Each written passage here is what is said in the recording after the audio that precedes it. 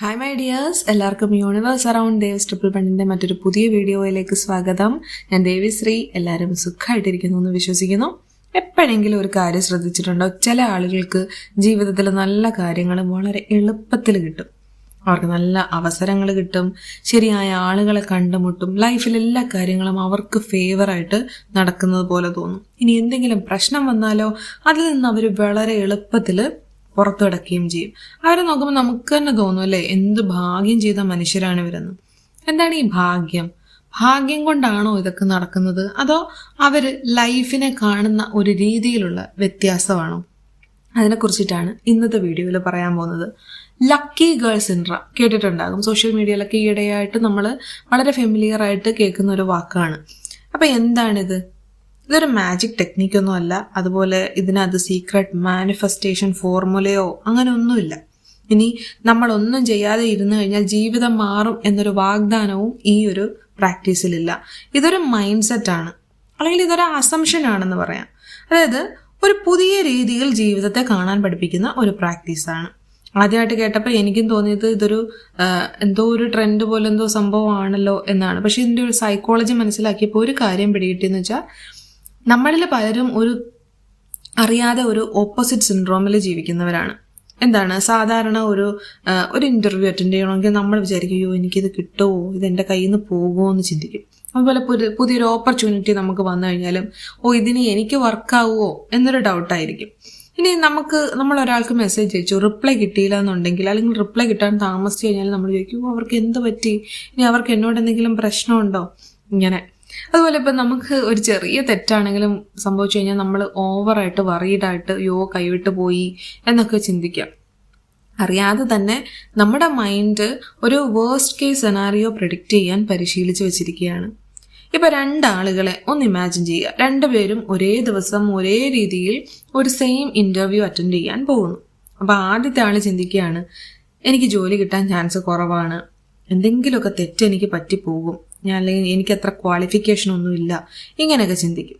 ഇനി രണ്ടാമത്തെ ആൾ ചിന്തിക്കുകയാണ്, ഇൻ്റർവ്യൂ എന്തായാലും ഞാൻ എൻ്റെ ബെസ്റ്റ് ചെയ്യും, അല്ലെങ്കിൽ എനിക്ക് അനുയോജ്യമായത് എൻ്റെ ജീവിതത്തിലേക്ക് വരും. അതും അല്ലെങ്കിൽ പിന്നെ അയാളുടെ മൈൻഡ് സെറ്റ് എന്താണ്, ഈ ജോലി കിട്ടിയാലും കിട്ടിയില്ലെങ്കിലും എനിക്ക് നല്ലത് തന്നെയാണ്, ജോലി കിട്ടിയില്ലെങ്കിൽ ഇതിലും നല്ല അവസരം എന്നെ തേടിയെത്തും. എന്താണ്, ഇവിടെ രണ്ടുപേർക്കും ഫ്യൂച്ചറിനെ കുറിച്ചൊരു ഐഡിയ ഇല്ല, എന്തായി തീരും എന്നൊരു ഐഡിയ ഒന്നുമില്ല. പക്ഷേ രണ്ടുപേരുടെയും ഇമോഷണൽ സ്റ്റേറ്റ് തമ്മിൽ നല്ല വ്യത്യാസമുണ്ടല്ലേ. ഒരാൾ ഫിയറിൽ ജീവിക്കുന്നു, മറ്റൊരാൾ ട്രസ്റ്റിൽ ജീവിക്കുന്നു. അതാണ് ഈ ലക്കി ഗേൾ സിൻഡ്രോമിൻ്റെ ഒരു core idea. Life is working in my favour. ജീവിതം എനിക്കെതിരല്ല, ജീവിതം എനിക്ക് വേണ്ടി പ്രവർത്തിച്ചു കൊണ്ടിരിക്കുകയാണ്. ഈ ഒരു അസംഷൻ, ഇങ്ങനെയാണ് നമ്മൾ ഇങ്ങനൊരു നേരത്തെ അങ്ങനെ വിശ്വസിക്കുകയാണ്, അസംഷൻ ചെയ്യുകയാണ്. അവിടെയാണ് എല്ലാം മാറി തുടങ്ങുന്നത്. ഇപ്പം ചിലർ ചോദിക്കും, നമ്മൾ പോസിറ്റീവായിട്ട് ചിന്തിച്ചു കഴിഞ്ഞാൽ മാത്രം മതിയോ, എല്ലാം അങ്ങ് നടക്കുമെന്ന്. അങ്ങനെയല്ല, ഒരിക്കലും ഇല്ല. ആക്ഷൻ ഇല്ലാതെ അവിടെ മാനിഫെസ്റ്റേഷനേ നടക്കില്ല. പക്ഷേ ആക്ഷൻ എടുക്കുന്ന എനർജി ഇവിടെ മാറ്റാൻ പറ്റും. അതായത് നമ്മൾ ഫിയറിൽ നിന്ന് എടുക്കുന്ന ഒരു ആക്ഷനും അതല്ല ട്രസ്റ്റിൽ നിന്ന് എടുക്കുന്ന ഒരു ആക്ഷനും തമ്മിൽ നല്ല വ്യത്യാസമുണ്ട്. ഫിയർ ആണെങ്കിൽ അത് നമ്മളെ ചെറുതാക്കുകയും അതുപോലെ ട്രസ്റ്റ് നമ്മളെ എക്സ്പാൻഡ് ചെയ്യുകയും ചെയ്യും. അതാണ് ഈ മൈൻഡ് സെറ്റിൻ്റെ ഒരു പവർ. അപ്പം ഇത് നമ്മുടെ ജീവിതത്തിൽ എങ്ങനെ ഇംപ്ലിമെൻ്റ് ചെയ്യാം, ഈ ഒരു കൺസെപ്റ്റ് അല്ലെങ്കിൽ ഈ ഒരു മൈൻഡ് സെറ്റ്, അതിനായിട്ടുള്ളൊരു പ്രാക്ടീസാണ് ഇന്ന് പറയുന്നത്. ഒരു ജേർണൽ നമുക്കിതിനായിട്ട് എഴുതി വെക്കുന്നത് വളരെയധികം നല്ലതായിരിക്കും. അത് ഒരു ബുക്കോ ഒരു പേപ്പറോ എന്തെങ്കിലും എടുക്കുക. ആദ്യമായിട്ട് ഈ ഒരു കാര്യം പ്രാക്ടീസ് ചെയ്യാൻ അതിനകത്ത് ആ പേപ്പറിൻ്റെയോ ജേർണലിൻ്റെയോ ഏറ്റവും ടോപ്പിൽ എഴുതി വെക്കുക, life is working in my favour. ജീവിതം ഞാൻ ആഗ്രഹിക്കുന്ന പോലെ നടക്കുന്നു എന്നൊന്ന് എഴുതി വെക്കുക. ഇനി അതിൻ്റെ താഴെ നിങ്ങൾക്ക് ലൈഫിൽ കഴിഞ്ഞ കാലങ്ങളിൽ നിങ്ങൾക്ക് ലഭിച്ചിട്ടുള്ള അൺഎക്സ്പെക്റ്റഡ്ലി നല്ലതായിട്ട് സംഭവിച്ച ഒരു 5 കാര്യങ്ങൾ എഴുതി വയ്ക്കുക. വലിയ വലിയ കാര്യങ്ങളൊന്നും വേണ്ട. നിങ്ങൾക്ക് ശരിയായ സമയത്ത് ആഗ്രഹിച്ച പോലെ ഒരാൾ വിളിച്ച് നിങ്ങളോട് സംസാരിച്ചു, അല്ലെങ്കിൽ നിങ്ങളൊരു നല്ല ആളിനെ പരിചയപ്പെട്ടു, അല്ലെങ്കിൽ നിങ്ങൾക്ക് എപ്പോഴെങ്കിലും നല്ലൊരു ഓപ്പർച്യൂണിറ്റി കിട്ടിയത്, അല്ലെങ്കിൽ ഒരു പ്രശ്നം ഉണ്ടായി അത് നിങ്ങൾ കരുതിയതിൽ എളുപ്പത്തിൽ അതൊന്ന് സോൾവ് ആയി കിട്ടി, അല്ലെങ്കിൽ ഒരു ഡിഫിക്കൽട്ട് ഫേസിനെ നിങ്ങൾ വളരെ സ്മാർട്ടായിട്ട് കടന്നുപോയി, അല്ലെങ്കിൽ നിങ്ങൾക്കൊരു അസുഖമുണ്ടായിരുന്നു, ആ അസുഖമൊക്കെ മാറി നിങ്ങളുടെ ആരോഗ്യം ഇപ്പോൾ ഭേദമായി, അല്ലെങ്കിൽ എന്തെങ്കിലുമൊക്കെ അങ്ങനത്തെ നിങ്ങൾക്ക് കിട്ടിയ നല്ല കാര്യങ്ങൾ, നല്ലതായിട്ട് ലൈഫിൽ സംഭവിച്ച 5 കാര്യങ്ങളെ ഒന്ന് എഴുതി വെക്കുക. കാരണം നമ്മുടെ ബ്രെയിൻ നെഗറ്റീവ് എക്സ്പീരിയൻസ് മാത്രം ഹൈലൈറ്റ് ചെയ്യാൻ പഠിച്ചു വെച്ചിരിക്കുന്ന ഒരു സിസ്റ്റമാണ്. പക്ഷേ റിയാലിറ്റിയിൽ നമ്മൾ മറന്നുപോയിട്ടുള്ള 100 കണക്കിന് നല്ല കാര്യങ്ങളും സംഭവിച്ചിട്ടുണ്ടായിരിക്കും അല്ലേ? നമ്മൾ അതിനെ ഹൈലൈറ്റ് ചെയ്യില്ല, അല്ലെങ്കിൽ അതിനെ വളരെ പ്രാധാന്യം കൊടുക്കാതെ അതിനെ വിട്ടുകളഞ്ഞിട്ടുണ്ട്. അപ്പം ഈ ഒരു എക്സസൈസ് ഇതിനെ ഓർമ്മിപ്പിക്കും. ഈ ഒരു കാര്യം ഒരു ദിവസം 5 കാര്യങ്ങൾ എഴുതിയത് കൊണ്ട് ഒന്നും ആവില്ല. ഈ ഒരു പ്രാക്ടീസ് നമ്മളൊരു കണ്ടിന്യൂസ് ഒരു 15 ദിവസമെങ്കിലും നമ്മളിത് ചെയ്യണം. മാക്സിമം മിനിമം 15 ദിവസം, അതല്ലെങ്കിൽ നമ്മളൊരു 28 ഡേയ്സ് കണ്ടിന്യൂസ് ഈ ഒരു കാര്യം ചെയ്തു പോവുക. അപ്പോൾ നമ്മളുടെ ഉള്ളിൽ എന്താണ് നടന്ന നല്ല കാര്യങ്ങളെയാണ് ഇത് ഓർമ്മിപ്പിക്കുന്നത്. ഈ ഓരോ 5 തവണ എഴുതി കഴിഞ്ഞിട്ടും നമ്മൾ ഈ ഒരു നല്ല കാര്യങ്ങൾ ലൈഫിൽ സംഭവിച്ചതിന് ഒരു ഗ്രാറ്റിറ്റ്യൂഡ് പറഞ്ഞ് നിർത്തുക. അപ്പോൾ നല്ല കാര്യങ്ങൾ ലൈഫിൽ നടന്നിട്ടുണ്ട് എന്ന് എടുത്ത് നമ്മളുടെ ബ്രെയിനെ ഓർമ്മിപ്പിക്കുന്നത് നമ്മൾ ലക്കിയാണ്, അല്ലെങ്കിൽ നമുക്ക് അനുകൂലമായ കാര്യങ്ങൾ നമ്മളുടെ ലൈഫിൽ സംഭവിക്കുന്നുണ്ട് എന്ന ഒരു ബോധ്യത്തിലേക്ക് കൊണ്ടുവരും. ഇനി രണ്ടാമത്തെ പ്രാക്ടീസ് എന്ന് പറഞ്ഞാൽ ഇതിനോടൊപ്പം തന്നെ നമുക്ക് ചെയ്തു പോകാവുന്നതാണ് അഫർമേഷൻസ്. പക്ഷെ അഫർമേഷൻസ് റിപ്പീറ്റ് ചെയ്യുക മാത്രമല്ല കേട്ടോ, അത് നമ്മൾ ചുമ്മാതെ ഇമ്പോസിഷൻ പറയുന്ന പോലെ ഇരുന്ന് പറഞ്ഞിട്ട് കാര്യമില്ല, നമ്മളത് ഫീൽ ചെയ്ത് പറയണം. Example, things are always working out for me എന്നോ, അല്ലെങ്കിൽ ഞാൻ ശരിയായ സമയത്ത് ശരിയായ സ്ഥലങ്ങളിൽ എത്തിച്ചേരുന്നു, അല്ലെങ്കിൽ എനിക്ക് അനുയോജ്യമായ അവസരങ്ങൾ എന്നെ തേടിയെത്തുന്നു, ഓരോ ദിവസവും എനിക്കൊരു പുതിയ തുടക്കമാണ്, അല്ലെങ്കിൽ ഞാൻ സുരക്ഷിതയാണ്, ഞാൻ എൻ്റെ ജീവിതത്തിൽ വിശ്വസിക്കുന്നു, ഞാൻ എൻ്റെ ജീവിതത്തെ സ്നേഹിക്കുന്നു, ഓരോ ദിവസവും എനിക്ക് അനുകൂലമായ കാര്യങ്ങൾ ജീവിതത്തിൽ നടന്നുകൊണ്ടിരിക്കുന്നു. ഇങ്ങനെയുള്ള പോസിറ്റീവ് അഫർമേഷൻസ്, നമ്മളിലേക്ക് നല്ല കാര്യങ്ങളെ അട്രാക്റ്റ് ചെയ്യാൻ കഴിയുന്ന തരത്തിലുള്ള അഫർമേഷൻസ് നിങ്ങൾക്ക് തന്നെ നിങ്ങളുടേതായിട്ടുള്ള ഭാഷയിൽ എഴുതി വയ്ക്കാം. അതിനകത്ത് വലിയ ഗ്രാമറോ കാര്യങ്ങളോ ഒന്നും നോക്കേണ്ടതില്ല. അപ്പോൾ ഈ അഫർമേഷൻസ് നമ്മൾ രാവിലെയോ രാത്രിയിലോ അങ്ങനെ ഒരു ടൈം സെറ്റ് ചെയ്ത് ഡെയിലി പറയുക, അല്ലെങ്കിൽ ഈ ഒരു ജേർണൽ എഴുതുന്നതിൻ്റെ കൂട്ടത്തിൽ പറയുക, അല്ലെങ്കിൽ നിങ്ങളുടെ മിററിൻ്റെ മുന്നിലൊക്കെ പോയി നിന്നിട്ട് പറയുക. അതുപോലെ ഡെയിലി ഉറങ്ങുന്നതിന് മുമ്പായിട്ടോ അങ്ങനെയൊക്കെ എപ്പോഴെങ്കിലുമൊക്കെ ടൈം സെറ്റ് ചെയ്ത് ഡെയിലി പറയുക. ഡെയിലി പറയുമ്പോഴത്തേക്ക് നമ്മൾക്കതൊരു മൈൻഡ് അത് നമ്മളെ അങ്ങ് അക്സെപ്റ്റ് ചെയ്യും ഈ കാര്യങ്ങൾ.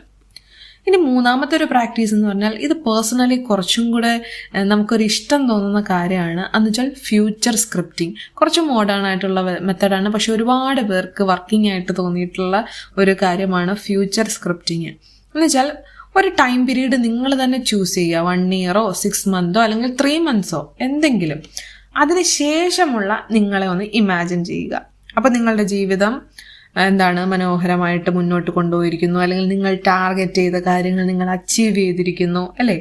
നിങ്ങൾ കൂടുതൽ കോൺഫിഡൻ്റ് ആണ്, ഇന്നുള്ള നിങ്ങളെക്കാൾ കൂടുതൽ ഹാപ്പിയാണ് അന്നത്തെ നിങ്ങൾ അല്ലേ? അപ്പോൾ കൂടുതൽ പീസ്ഫുള്ളാണ്.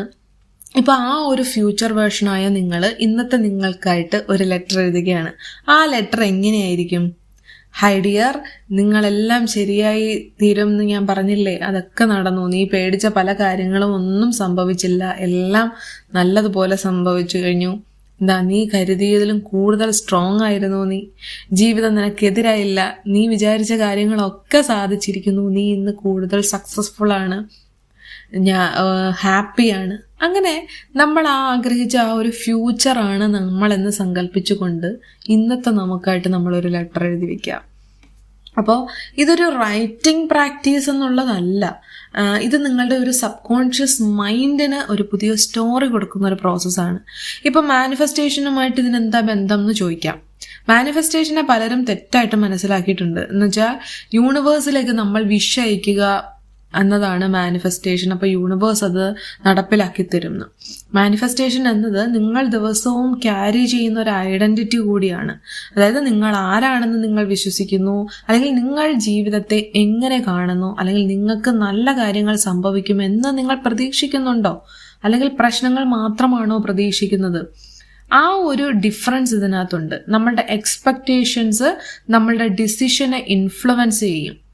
അപ്പോൾ ഡിസിഷൻസ് ആക്ഷനെ ഇൻഫ്ലുവൻസ് ചെയ്യും, അതുപോലെ ആക്ഷൻസ് റിസൾട്ടിനെ ഇൻഫ്ലുവൻസ് ചെയ്യും. അതുകൊണ്ട് മൈൻഡ് സെറ്റ് മാറ്റേഴ്സ് ആണ് എല്ലാം. മാനിഫെസ്റ്റേഷനിലും അത് തന്നെയാണ് വർക്കാവുന്നത്.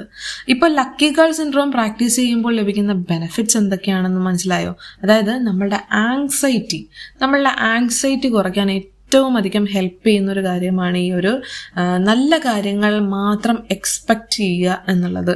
കാരണം നിങ്ങളൊരു വേഴ്സ്റ്റ് കേസ് സെനാരിയോയിൽ നിന്നും ഒരു ബെസ്റ്റ് പോസിബിൾ ഔട്ട്കമ്മിലേക്ക് ശ്രദ്ധ മാറ്റുന്നു. നമുക്ക് ചിന്തിക്കാൻ കഴിവുണ്ട്. അപ്പം നമുക്ക് ഏറ്റവും നല്ല കാര്യങ്ങളെ മാത്രം തിങ്ക് ചെയ്യുക, അതിലേക്ക് കാര്യങ്ങളെ മാറ്റിയെടുക്കുക.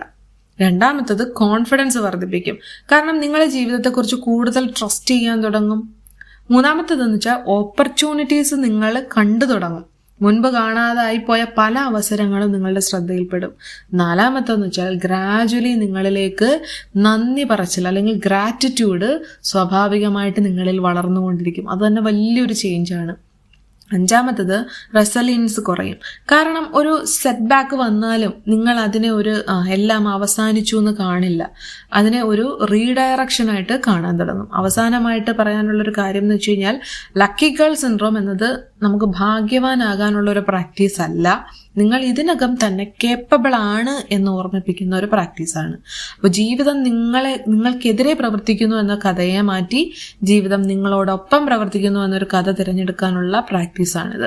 അപ്പോൾ ഇന്ന് മുതൽ ഒരു ചെറിയ എക്സ്പെരിമെന്റ് പോലെ ഒരു 28 ദിവസമോ 15 ദിവസമോ ഒക്കെ സെറ്റ് ചെയ്ത് ഈ ഒരു പ്രാക്ടീസ് ഒന്ന് ചെയ്തു നോക്കുക. ജേർണൽ എഴുതുക, അഫർമേഷൻസ് പറയുക, ഇങ്ങനെ ഒന്ന് ചെയ്തു നോക്കുക. ഫ്യൂച്ചർ ലെറ്റർ എഴുതാൻ താല്പര്യമുണ്ടെങ്കിൽ അത് ഏറ്റവും നല്ലൊരു പ്രാക്ടീസാണ്.